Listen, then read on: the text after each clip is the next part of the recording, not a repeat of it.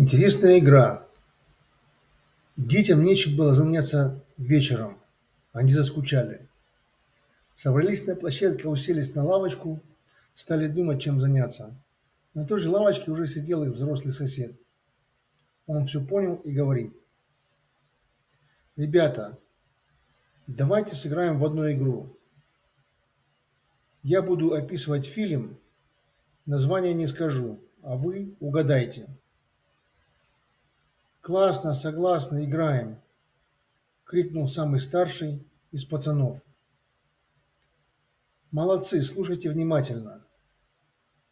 Главный герой Юрий Деточкин посещал один магазин и заподозрил продавцов в жульничестве. Они, видимо, воровали государственное добро и толкали его по спекулятивным ценам. В фильме одним таким продавцом был Дима. Он и был спекулянтом. А в Советском Союзе спекуляция считалась серьезным преступлением.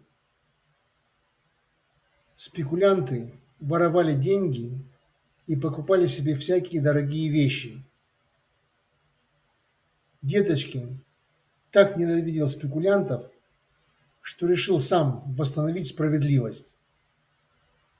Он считал, что честность — это свойство человеческой природы, и начал наказывать их своими способами.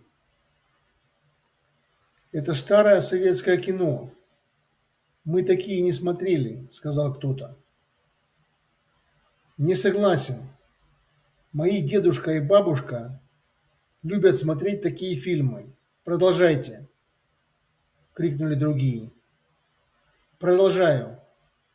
Деточкин решил воздать Диме справедливость и занялся угоном его личной машины. Дима перепугался, загнал машину в гараж, обнес его высоким забором. Но Деточкину все равно удалось ее увезти. Он просто поднял весь гараж краном и увез машину. Его... Ого, как интересно рассказываете. Я уже знаю название. Расскажу до конца. На утро Дима увидел, что машины нет, позвонил в милицию. Там следователю поступило указание заняться заявлением Димы. «Все, это берегись автомобиля!» — крикнул один пацан. «Да, правильно. А мой любимый момент — это когда Деточкин летит по дороге, мчится по дороге, а за ним милиционер на мотоцикле гонится изо всех сил. Но Деточкину повезло, его не догнали», — добавил другой. «А еще смешно, когда Дима приходит домой, хватает подушку и орет со слезами. «Все пропало», — вспомнил третий. Эта игра мне очень понравилась.